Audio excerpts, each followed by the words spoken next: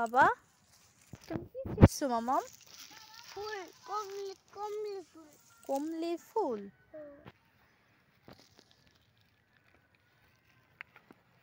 কি করবা কমলির ফুল দিয়ে বাবা? রান্না করবা? খেলবা? হয়তো রান্না পাটি খেলবা?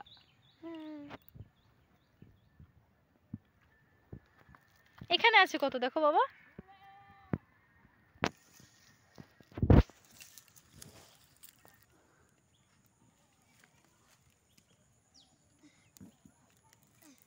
কষ্ট হয়ে যাচ্ছে বাবা?